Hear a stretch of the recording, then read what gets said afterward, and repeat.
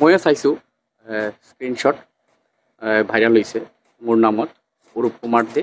এটাত লিখা আছে অৰূপ আৰু এটাত লিখা অৰূপ কুমাৰ দে আৰু অলপ মানে কিছুমান বেয়া মেছেজ। তো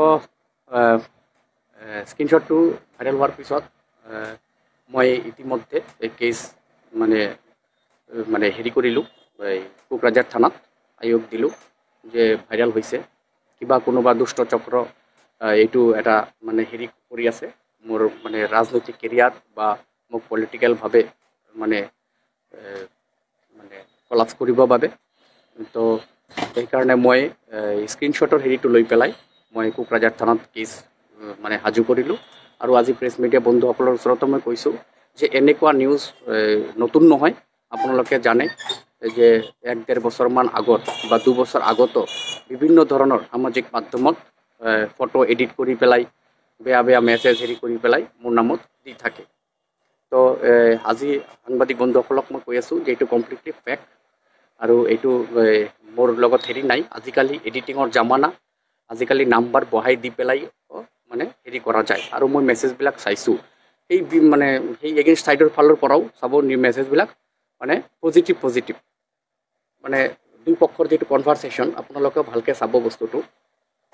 আৰু মোৰ সন্দেহ যে এটাত অৰূপ কুমাৰ দে আৰু এটাত ছেইম হেৰিত কেতিয়াবা মোৰ নামটো আছে, আকৌ নামটো নাই, নম্বৰটো আছে, দুটা একলগত কেনেকৈ হ'ব পাৰে, একেই বস্তু।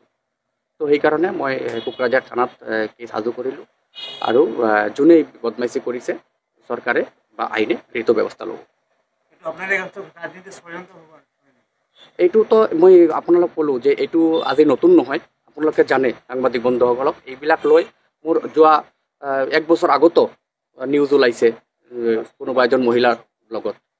তো এইটো থাকিবই। এইটো ধৰক আমি পলিটিকেল লিডাৰ, আমাৰ মানে বদনাম কৰাৰ চেষ্টা কৰা থাকে, ইমেজ ডাউন কৰাৰ চেষ্টা কৰে। কিন্তু মই এটা কথা কৈছোঁ, মই ৰাইজৰ হৈ কাম কৰি আছোঁ আৰু অহা দিনত ৰাইজৰ হৈ কাম কৰি থাকিম।